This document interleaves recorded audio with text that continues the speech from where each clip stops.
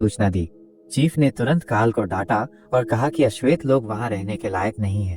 अपमान सुनकर वो गुस्से में आ गया और पहली बार उसने अपने कोच के खिलाफ जाने की हिम्मत की।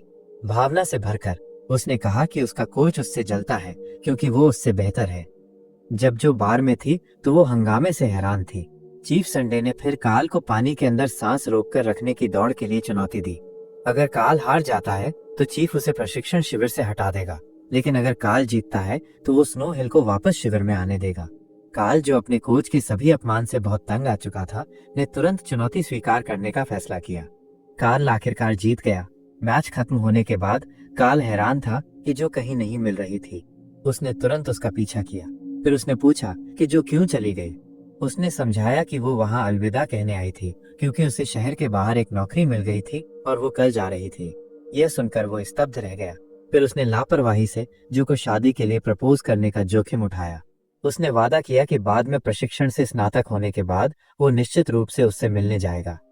अगले दिन मिस्टर पैपी ने चीफ संडे को बुलाया। वो चीफ से कहता है कि कल की परीक्षा में कार्ल को पास न करे, भले ही कुछ भी हो। मिस्टर पैपी नहीं चाहते थे कि कोई भी अश्वेत व्यक्ति शिविर से स्नातक हो। हालांकि वे दोनों कार्ल को पसंद नहीं करते थे, लेकिन चीफ को मिस्टर पैपी का व्यक्तिगत लाभ के लिए अपने पद का दुरुपयोग करने का तरीका पसंद नहीं था। कल की घटना के बाद उसे एहसास हुआ कि कार्ल उससे कहीं बेहतर था, लेकिन फिर भी वो अपने वरिष्ठों के आदेशों को अस्वीकार नहीं कर सकता था। फिर उसने कार्ल को यह आदेश दिया। वहां वे दोनों बहस करते हैं क्योंकि कार्ल अभी भी परीक्षा देना चाहता है। भावुक चीफ ने तुरंत वो रेडियो पटक दिया जो कार्ल के पिता ने उसे दिया था। अपने पिता द्वारा छोड़ी गई एकमात्र चीज को क्षतिग्रस्त देखकर कार्ल बहुत दुखी हुआ। अगले दिन जब सभी प्रतिभागी तैयार हो रहे थे तो अप्रत्याशित रूप से कार्ल आया। फिर उसने अपने कोच को आत्मविश्वास से भरी नजरों से देखा। उस नजर को देखकर चीफ के पास आखिरकार कोई विकल्प नहीं था और उसने उसे परीक्षा देने की इजाजत दे दी। सभी प्रतिभागियों के तैयार होने के बाद परीक्षा शुरू होती है। ऊपर से कई लोग परीक्षण किट वाले बैग को पानी में फेंकते हैं, लेकिन जब काल की बारी आई तो मिस्टर पैपी के आदेश पर बैग फट गया। पानी में उसे कुछ भी पता नहीं था। वो अभी भी उपकरण खोजने की कोशिश कर रहा था। कई घंटे बीत गए। प्रतिभागी एक एक करके सफलतापूर्वक परीक्षा पूरी करते गए, जब तक कि पानी में सिर्फ कार्ल ही नहीं रह गया। मिस्टर पैपी, जो परीक्षा की निगरानी कर रहे थे, ने चीफ से कहा कि कार्ल को तब तक पानी में रहने दे जब तक उसकी सांस खत्म न हो जाए। वहां उसे एक दुविधा महसूस हुई। वो मिस्टर पैपी के आदेशों को अस्वीकार नहीं कर सकता था क्योंकि इससे उसका करियर बर्बाद हो जाएगा। जब जो काम पर थी तो उसे कार्ल के बारे में एक बुरा एहसास हुआ। वो फिर तुरंत परीक्षा स्थल के लिए भागी। देर रात तक कार्ल अभी भी समुद्र के नीचे था। चीफ और दूसरे परीक्षार्थी चिंतित होने लगे। मिस्टर पैपी दूर से फोन पर चिल्लाते रहे कि चीफ कार्ल की मदद न करे।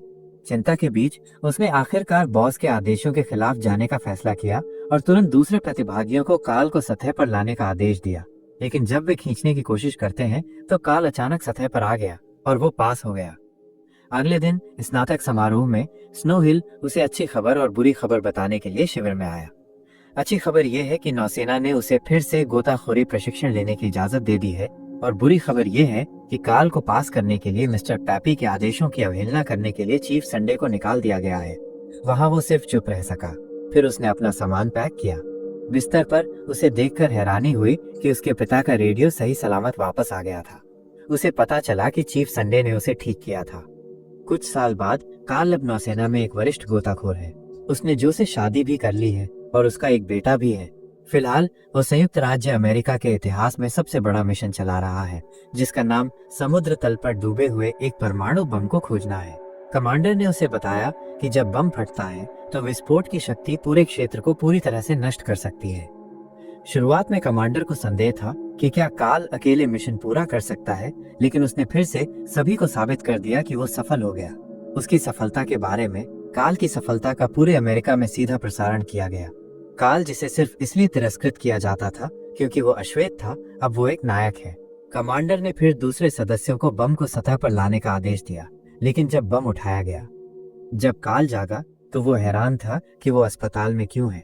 जो ने फिर उसे बताया कि ये कल की घटना का नतीजा था। उसका पैर लगभग कट गया था और उसे फिर से सामान्य रूप से चलने में असमर्थ होने की सजा मिली थी। यह सुनकर वो सदमे में था। उसे अपने पिता पर शर्म महसूस हुई कि वो उन्हें गर्व महसूस कराने में नाकाम रहा। दूसरी ओर चीफ संडे को एक मानसिक अस्पताल में देखा गया, जो उसका गोताखोरी लाइसेंस रद्द होने के बाद गंभीर अवसाद के कारण था। अगले दिन जब वो अकेला बैठा था तो एक नर्स ने उसे एक अखबार दिया। अखबार में उसने कल कार्ल की दुर्घटना के बारे में खबर देखी। एक पूर्व शिक्षक के रूप में उसे अस्पताल में कार्ल को देखने जाना पड़ा। कमांडर और उसका सहायक कार्ल को देखने आए। कुछ ही देर बाद नौसेना के कप्तान, जिनका नाम हैंक्स था, भी वहां आए। कार्ल ने ठीक होने पर काम पर वापस लौटने की इजाजत देने की भीख मांगी, लेकिन उसकी वर्तमान स्थिति को देखकर कप्तान हैंक्स ने अनिच्छा से कहा कि वो फिर कभी गोताखोरी नहीं कर पाएगा। कप्तान हैंक्स के शब्दों को सुनकर उसने मुझे एक अखबार की कहानी दिखाई, जिसमें एक गर्वित वायुसेना पायलट के बारे में बताया गया था, जिसका केवल एक पैर था। उसने कप्तान हैंक्स से उसे कुछ हफ्ते देने के लिए कहा, ताकि वो ये साबित कर सके कि वो भी पायलट के कर्तव्यों को पूरा करने और नौसेना का गौरव बनने में सक्षम है। उसने डॉक्टर से अपना पैर काटने के लिए भी कहा, ताकि उसके मिशन में बाधा न आए। जब सभी चले गए तो जो जिसने उनकी बातचीत सुन ली थी ने तुरंत कार्ल को डांटा और उसकी अहंकारी इच्छा का विरोध किया।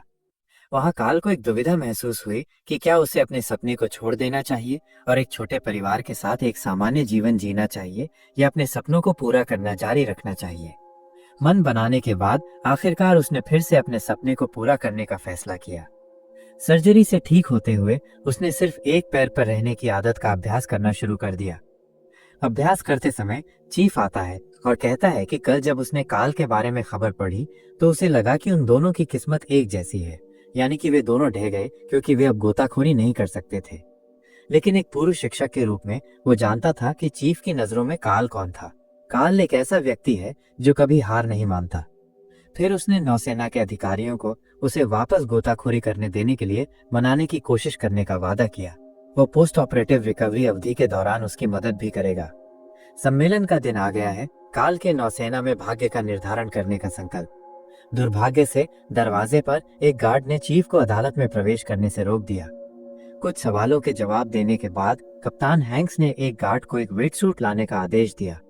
उसने कार्ल को चुनौती दी कि अगर वो 200 किलोग्राम से अधिक वजन वाले वेट सूट में 12 कदम चल सकता है तो वो उसे फिर से गोताखोर बनने की इजाजत देगा। कमरे के बाहर चीफ भड़क गया और गार्ड को उसे अंदर जाने देने के लिए मजबूर किया। आखिरकार डर के मारे गार्ड ने चीफ को अदालत में प्रवेश करने दिया। दरवाजा खोलते समय वो ये देखकर हैरान था कि उच्च अधिकारी कार्ल को 200 किलोग्राम से अधिक वजन वाला वेट सूट पहनने के लिए कह रहे थे। पीछे से कार्ल की पत्नी और उसका बेटा अपने पिता के संघर्ष को देखने के लिए अभी आए थे। चीफ ने उच्च अधिकारियों से नरमी बरतने के लिए कहा और समझाया कि साधारण लोगों को इतने भारी वेट सूट में चलने में कठिनाई होती है, कार्ल को तो छोड़ ही दो। लेकिन कार्ल ने एक आत्मविश्वास भरी नजर से चीफ को आश्वस्त करना जारी रखा। वो साबित करेगा कि कमी किसी के लिए अपने सपने को प्राप्त करने में बाधा नहीं है। अपने छात्र के दृढ़ संकल्प को देखकर चीफ ने कार्ल के फैसले का समर्थन करना चुना। फिर सब कुछ तैयार होने के बाद वो खड़ा होना शुरू हुआ और उसने अपने 12 कदम शुरू किए।